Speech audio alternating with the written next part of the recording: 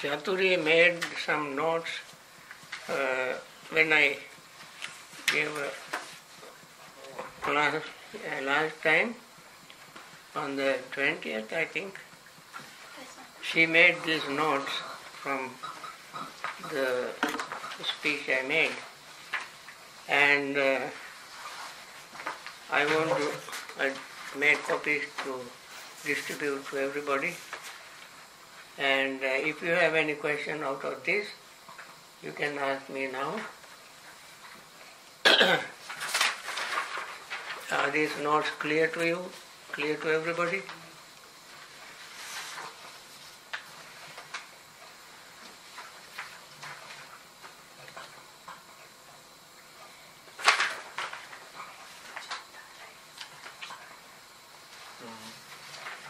Huh? Yeah, this is what you covered, you just have it in notes, right? Yeah. If anyone has any questions, please ask it. Yeah. Okay? They are clear to everybody? Okay. Now let us start with our today's sutta. This is, you see this, you can see Pali and Pali passage and its English translation. And we know this is a class for Pali as well as Dhamma. Let me start with the Dhamma first, because today we have only 1 hour, unlike other times. But today is new moon day. We have our monks' Uposatha ceremony, new moon ceremony, at 4:15. So we want to end all this before 4:15. Or at least at 4.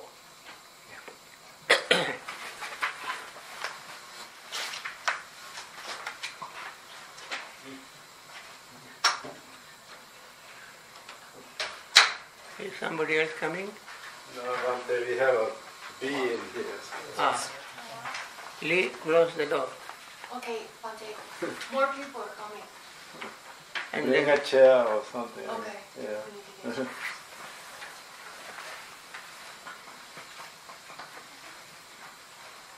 Turn the fan on. Turn the fan on. Fan. On the other side.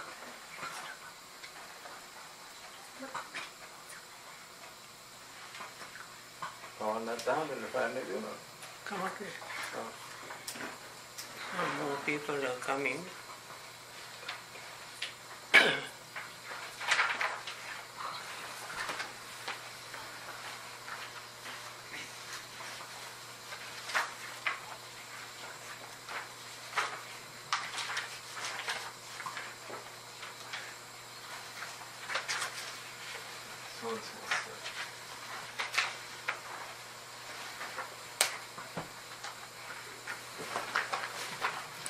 Okay, we cannot wait for everybody. This discourse is called Mahāsaḷāyatanika sutta. You can see it, you find it in Madhyama Nikaya, sutta number 149. Great sixfold base. The discourse is delivered at Sahavatthi, as you can see. Then Buddha addressed bhikkhus, and bhikkhus answered when he addressed them. They replied. Then Buddha said, I shall teach you a discourse on the great sixfold base. Sixfold base is Saḷāyatanika. Saḷāyatana, meaning sixfold.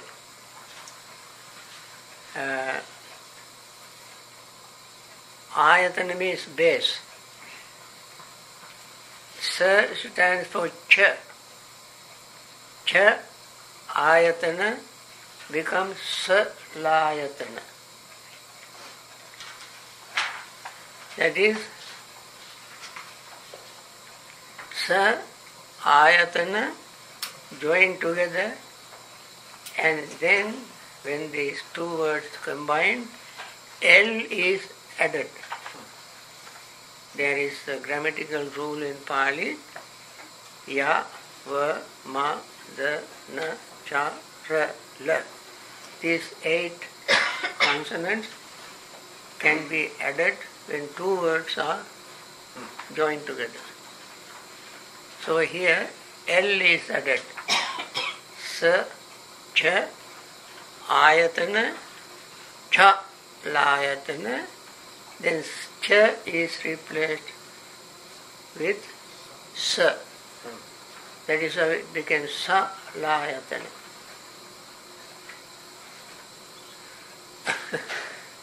More people are coming. I don't think they come for the class. They are coming. Yeah? They don't come inside. They are coming? No. No. Okay. Then the Buddha said, this is very important passage to remember. Not only this, everything in this discourse is very important.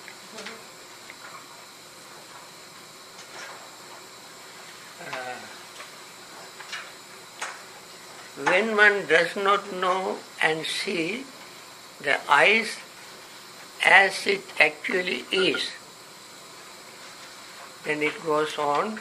When one does not see the forms, when one does not see and does not know and see eye consciousness, when one does not see and know and see eye contact, when one does not know and see as it actually is the feeling, felt pleasant, painful or neither painful or no pleasant, that arises with eye contact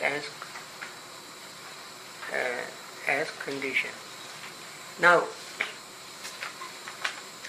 what do we mean by know and see as it actually is? Know and see it as it actually is. What do we mean by that? Know means know theoretically. See means experientially. We have to know theoretically eyes as they actually are, and experience them as they actually are. Theoretically, how we know the eyes. In fact, experientially, how do we know eyes? Theoretically, eyes are impermanent. Can you see impermanence in eyes? No, you can see that. How many times you blink your eyes? Many times we blink our eyes. Why do we blink our eyes? Because eyes functioning becomes weak. Eyes get tired. When you keep looking at something, eyes get tired. Then we have ache in the eyes, or tears will come out from our eyes. When the eyes are tired, you have to blink. The tiredness means it was not fresh as before. It is impermanent. Right? Theoretically you know it. Then from now on, when you look at something, you use this theory and see whether this is true or not. Right? So, similarly, forms. All these are forms for my eyes. There are so many forms in front of me.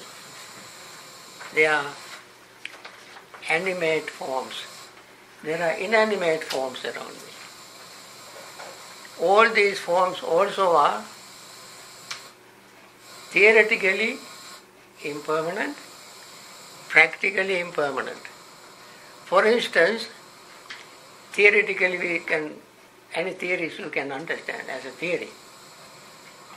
Practically, how do I know that all these objects in front of me are impermanent?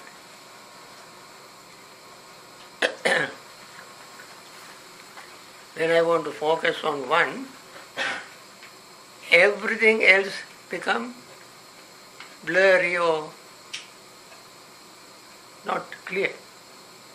And when I focus my eyes on another person, this person is no longer in my vision. And when I know that when I move from my eyes from one individual to another, all the other forms are already gone. They are no longer in my vision. And that is one way. The other way is, if I see an object, this object sitting here now, and 20 years later if I see him not sitting here, somewhere else, he is not like that. Right? Yes. Similarly, this form for you 30 years ago was not like this. And you will see for another, I don't know how long, years later, if this form exists that long, this form will not be the same as it is now. So this is how forms we know theoretically and practically as they actually are. Meaning that they all are changing. Then eyes, forms, then eye consciousness. You know, eye and form, to some extent, we may assume that they are not changing, because when I see an object today and see it tomorrow, it appears to be the same, even though it is changing, but it appears to be the same. But consciousness is changing so quickly that you can never imagine how fast it changes. It changes even Buddha said he even could not give an example to show how quickly consciousness changes. All kind of consciousness. Here Buddha talks about eye consciousness. Then eye contact. Contact we think only when we directly focus the mind on an object. At that moment you say we have eye contact. But eye contact begins as soon as eye, visual object, consciousness arises. That instant eye consciousness arises, eye contact arises. And that eye contact also changes as quickly as eye consciousness. So then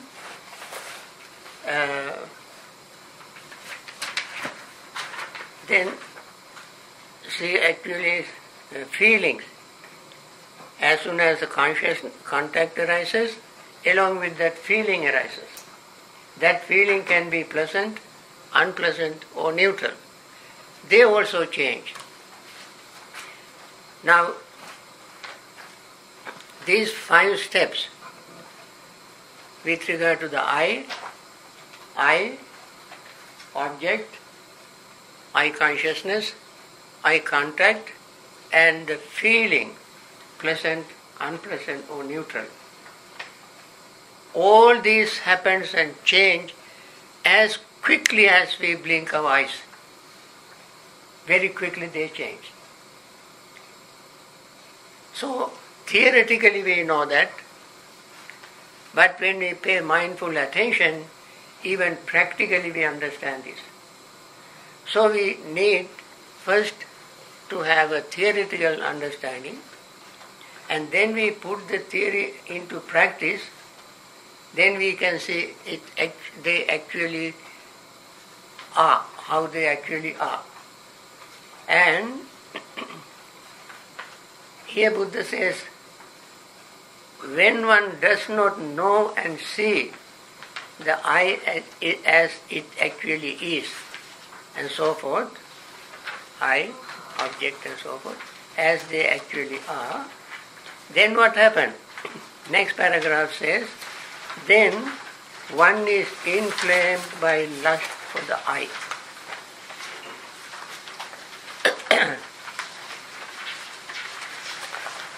Can we see inflaming ourselves?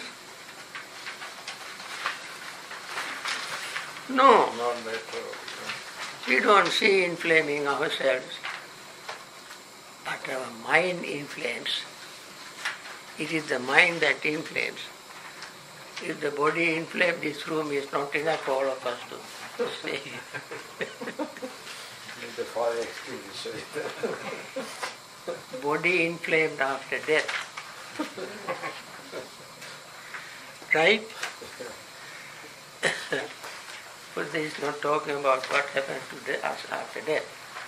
He talks about what happens to us, that means to our mind, while we are alive, when we see objects without understanding theoretically and practically the true nature of things, true nature of eyes, visual objects, eye consciousness, eye contact, and the feeling that arises depending on eye contact.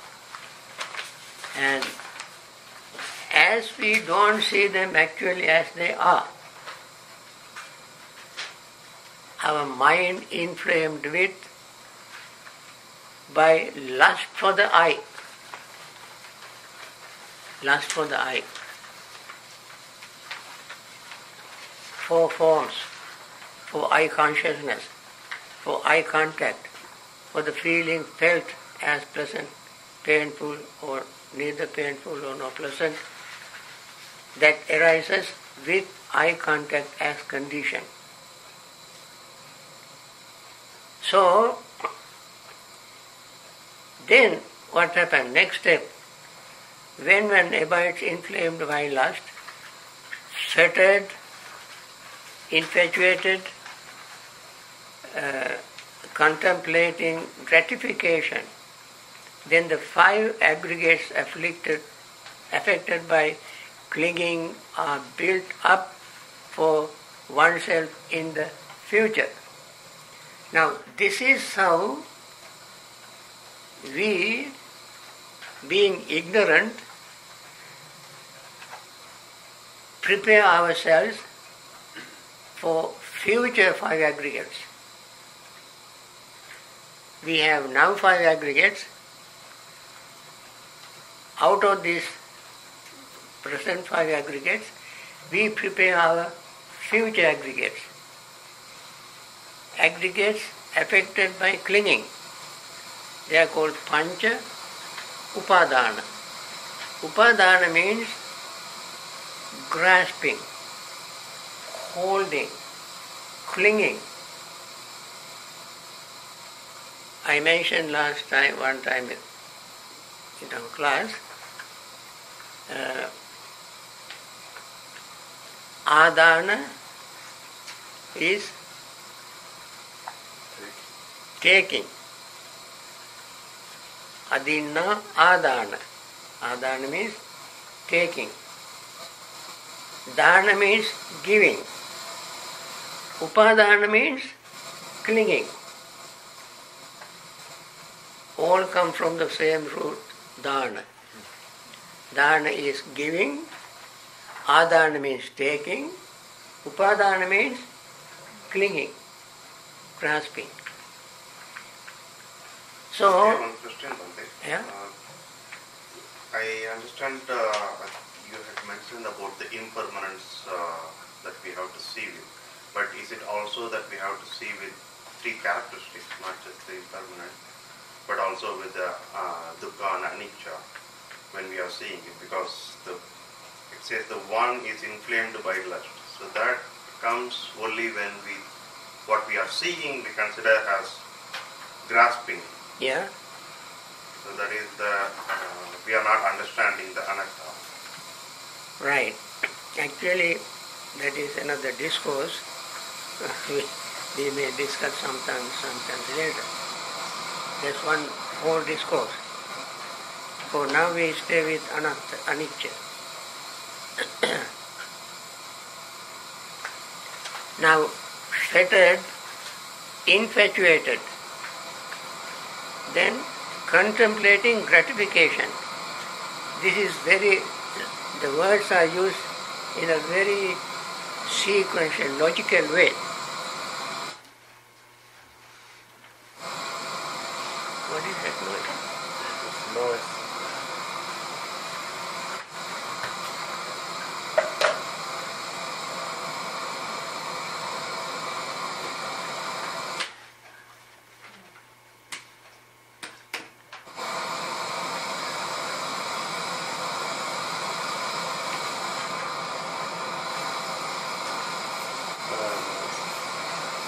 I'll have a look at it later. Yeah. Okay. But anyway, you can hear me without this. So let me remove this impediment.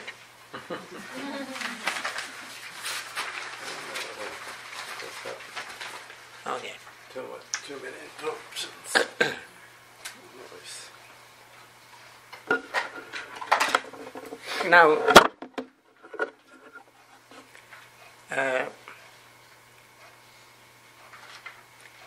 once a person is inflamed by lust, that means he is so obsessed with lust, then that becomes a fetter. Fetter means binding factor, bondage. Then that person becomes further inflamed, further obsessed. That is called infatuated. Then, with these three conditions, the person contemplates gratification, pleasure. That is called asada. The person does not think of the other aspect, adinava. The person does not think, because mind is obsessed with lust or greed. Although the word lust is used here, the more common word is greed. Then these four conditions are enough for the person to prepare himself or herself for the future five aggregates. Then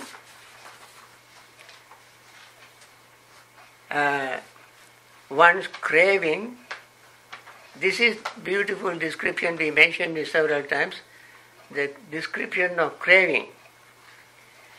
Porno bhavika nandiraga sagata tatra tatra abhinandini. You remember this when you go to a shopping mall. What is that? Porno bhavika. Renewal of being is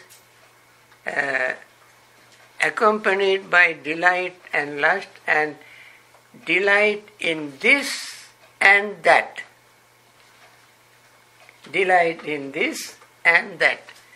So you look at one object, you like it, and then eyes go to another object. And you delight in the, delight in this and delight in that. So the desire goes from object to object. You desire one, and after that you lose interest in that, goes to the next. And then lose interest in that, then goes to the next. This is our entire life. The greed drag us here and there, and greed does whatever it wants with us. We have no control. We have no control. All this happened because of not seeing and not knowing, accompanied by delight and lust, and delight in this and that increases. And then, as a result, one's bodily and mental troubles increase. When desire increase, can you imagine that your bodily trouble and mental trouble will decrease? No. With the increase of desire, trouble also increases.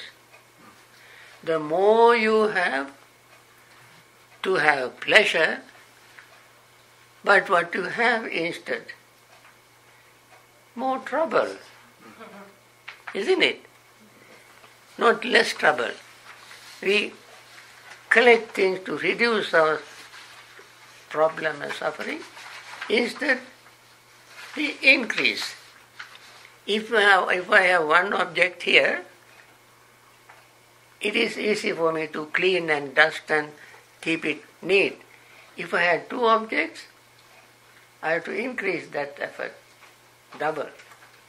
And 3 objects, 4 objects, as I increase the objects, my time, energy to maintain those objects will increase. So, Buddha was very smart. Bodily and mental trouble increase. One's bodily and mental torments increase. One's bodily and mental fever increases.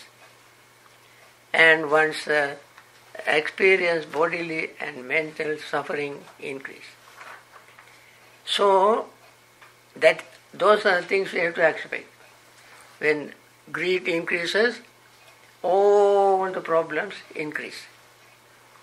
We will come to the end of the discourse and where Buddha mentioned how to deal with them.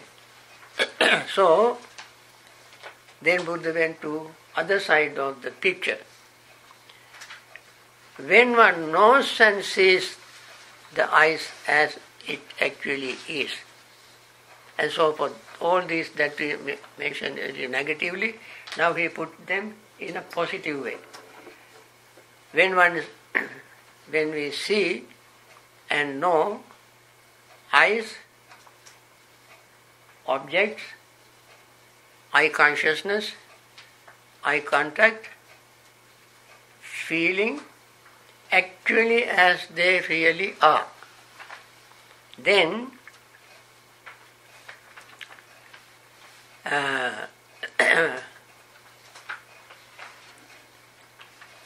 when one knows and sees as it actually is, the feeling felt as pleasant or painful, or neither pleasant or painful, arises.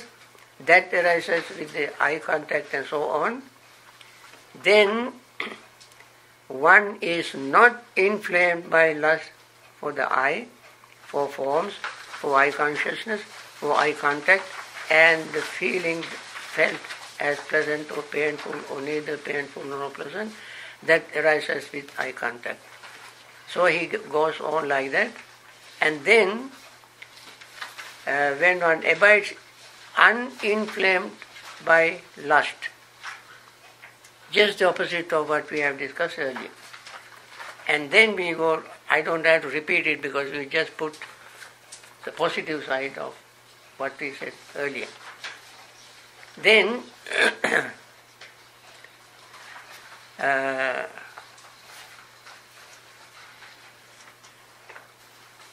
okay. Then, the 5 aggregates affected by clinging diminish for oneself in the future. Now, in order to end reappearance or rebirth, so he shows a way. That is, know things theoretically and see them practically. And then the desire for this and that will reduce, which brings its abandon. Then bodily inflaming and fever and all these things will not arise. Now this is the view.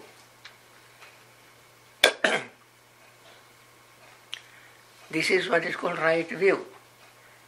Our last discourse is also called right view, sammaditthi. And this is another sammaditthi.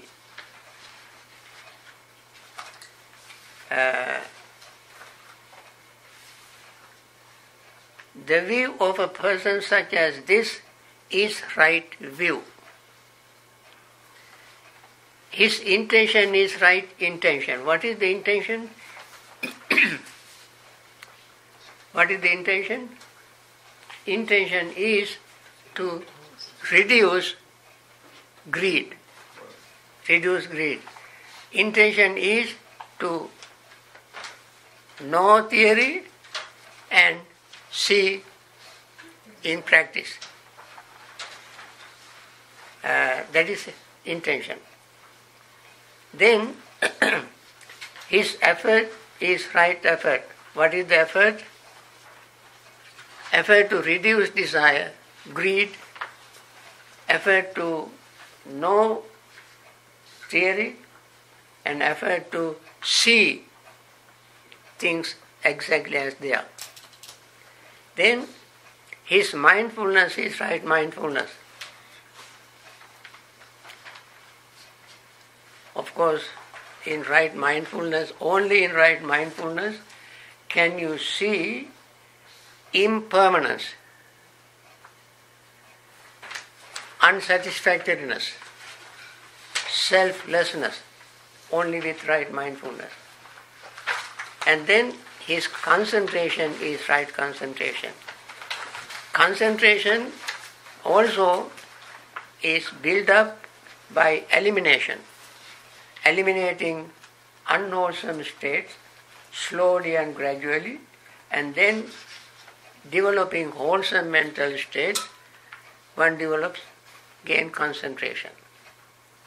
Then, but his bodily action, his verbal action, and his livelihood have already been well purified earlier. Now, it is not discussed in the discourse. The bodily action, what are the bodily actions? In the Noble Eightfold Path, you can see here, Noble Eightfold Path, somewhere, and bodily action is Samma Kammanta. Samma Kammanta. What are the Samma Kammanta? Bodily actions in Noble Eightfold Path? Very simple. Abstaining from killing, stealing, and sensual misconduct. Abstaining Panat Pata Veramani, Adinna Dana Veramani, Kāmesu, Miccāchāra, Veramani, these three combined together is called bodily actions. Samma Kammanta. When you hear the word Kammanta, you might think of the job you are doing. Kammanta does not mean the job, but it is bodily actions. And then is verbal action. What are the verbal actions? There are 4. Huh? No lying, Abstaining. no malicious speech, no harsh speech, no useless speech. Yeah, these 4. Abstaining from lying, abstaining from slanderous talk, abstaining from harsh speech, abstaining from useless babbling. The Pali word is, you must remember the Pali word, very important, very easy to remember. Pali word is sampappalapa. In English you can say bala bala bala bala. Eh? That's what normally we do most of the time. So abstaining from all these 4 is called right speech. And then right livelihood have already been well purified earlier. Right livelihood is to not to do business with by selling and buying animals, selling and buying slaves, selling and buying poison, selling and buying weapons, and cheating in measurement, and cheating in other ways in business. All these are considered to be wrong livelihood. Abstaining from all this is called right livelihood. Now, how have all these been purified earlier? It is not discussed in the discourse. But how was it purified earlier? They are purified earlier because you have right view. Once you have right view, then you know the danger, 2 other aspects. Without right view you had only what you call asada. Asada means pleasure. There are few other steps. Asada, pleasure. Adinava. Adinava means danger. Then okara, degradation. Sankilesa, defiling. Then nissarana. Asada, adinava, okara, sankilesa, then nissarana. Nissarana means abandoning. So, you abandon this wrong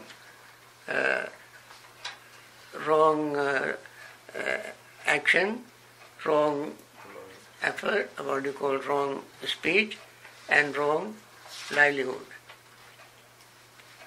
You abandon them because you have a right view.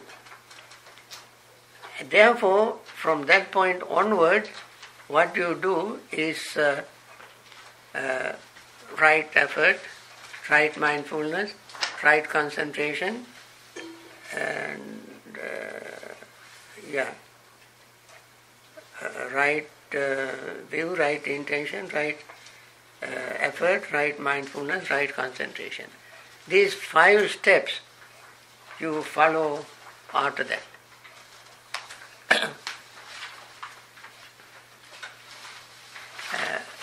After first one, after right view, you begin to you understand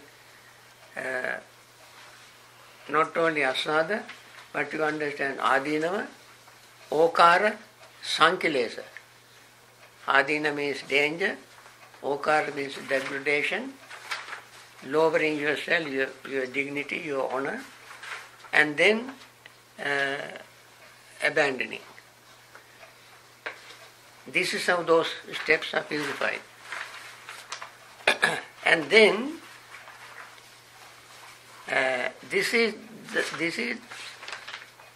thus this Noble Eightfold Path comes to fulfillment in him by development. And then when he develops this Noble Eightfold Path, all the other 27 steps, factors also are developed. Altogether 37 factors will be developed when we developed only one thing. What are the 37? The list is given here. Noble Eightfold Path, 8. The 4 foundations of mindfulness, and then 4 right kinds of striving, and 4 bases, and 5 faculties, 5 powers, and 7 factors of enlightenment. Altogether 37. This is called 37 factors of enlightenment. You developed only one and end up with having 37 multiplied. From it grows, the branches go here and there, and then one becomes 37. Now, Bhante, what is the one? The first is Eightfold Path. It has 8. 8. So what is the one? Seeing and knowing. Okay. Knowing and seeing. Or that's a question from Bhante. Eh? We began with that. So end up with 37. And then, when this what? Bhante, then is it samadhi, knowing and Samadhi. it's Samadhi. This entire thing is all samadhi. when you develop samadhi, when you into samadhi, these things All 37 will develop. factors will develop. Factors of enlightenment. That is why, we finished one samadhi discourse. At the end I told you all that there is another way of developing samadhi, and this discourse is on that other samadhi. Okay? Samadhi can be developed in several ways. What we discussed according to Venerable Sariputta is one way. And now we are discussing another way that Buddha himself has taught. There are some other discourses where Buddha explains samadhi in different way. Now, when we develop these 37 factors of enlightenment, Buddha said, these 2 things, serenity and insight, occur in him yoked evenly together.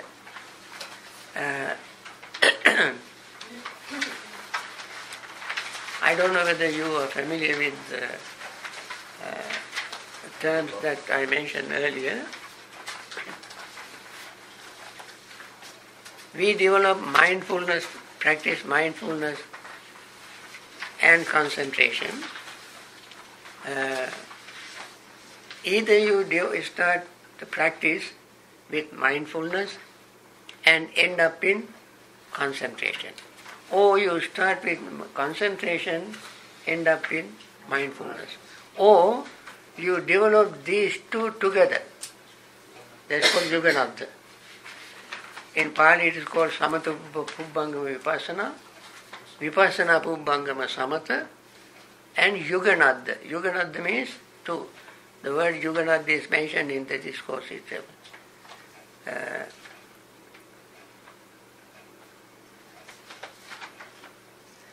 Tasya me de dhamma yugananda pavattanti. Samatochi Vipassanacha. I don't know, we will have time to discuss, learn Pali from the discourse. I just want to explain the Dhamma first. So,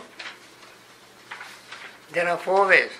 One is practice samatha first and gain insight, or practice insight and gain concentration later, or combine these two together, Yuganadha. And then there is another way that is called Ajjattang Sannisidana. Ajjattang Sannisidana means without making any special effort to develop mindfulness or concentration, mind settled inside. And that is, sometimes we can see stories like in Upali Sutta, when Upali was listening to the discourse that Buddha delivered, while sitting on the same cushion, at the same instant, he gained stream entry. He did not practice mindfulness particularly, or he did not practice concentration separately, or he did not join these two together, but his mind settled down within himself while he was listening to Buddha's discourse. And he attained stream entry. So that is called Ajjattang Sannisidana. The mind becomes internally settled. So, he fully understands by direct knowledge those things that should be fully understood by direct knowledge. He abandons by direct knowledge those things that should be abandoned by direct knowledge. He develops by direct knowledge those things that should be developed by direct knowledge. He realizes by direct knowledge those things that should be realized by direct knowledge. What are they? And what things should be fully understood by direct knowledge? Answer to this is the 5 aggregates affected by clinging. That is,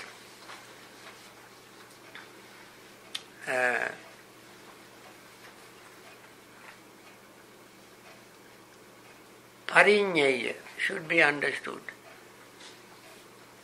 5 aggregates. What does 5 aggregates refer to? These 4 statements refer to, can you guess? These 4 statements refer to 4 noble truths. The first one is what things should be fully understood by direct knowledge. The 5 aggregates affected by Panchupadana Kanda. 5 aggregates of clinging. 5 aggregates is affected by clinging, Panchupadana Kanda, is another name for suffering. That is called Dukkha Kanda. Evetasya kevalasya Dukkha Kandasya samudayo hoti. In Paticcasamuppada ends saying evametasya kevalasya Dukkha Kandasya samudayo hoti. Thus is the end of the aggregates of suffering. All the 5 aggregates put together and called aggregates of suffering. That means this whole, from top to toes, this aggregate 5 is nothing but suffering. This is the very word that people don't like to hear. Although they live in that, they live in it, experience it, and day in, day out they experience suffering, but they don't like to hear the word suffering. Okay, you don't have to listen to the word. Go ahead and suffer. Okay? Then what are the 5 aggregates? Material form affected by clinging, the feeling aggregate affected by clinging, perception aggregate affected by clinging, formations aggregate clinging, and the consciousness aggregate affected by clinging. These are the things that should be fully understood by direct knowledge. Abhinya. Then, and what thing should be abandoned by direct knowledge? Abandon ignorance and craving for beings. Kama tanha, bhava tanha should be abandoned, because that is second aggregate, a second noble truth. Tanha. Tanha should be eliminated. Don't lull it and, feed it. Don't nourish it, but try to eliminate it. The more we nourish it, more suffering we increase. And therefore, that is called the aggregate of, that is called the factor that should be abandoned by direct knowledge, abhinya. Craving and ignorance. I mentioned craving and ignorance many times. Craving is mother, ignorance is father. And these two combined together produce their child. Who is their child? I. I does not have a gender in itself. But when I is born between X and X, I call I am a girl. Only then I have a gender. When I is born between Y, X and Y, I is called I am a boy. Who are the parents? Greed and ignorance. You think about it. Greed and ignorance are the parents. The child is I, and it is very flexible. No gender. Gender is decided according to combination of X and Y. So,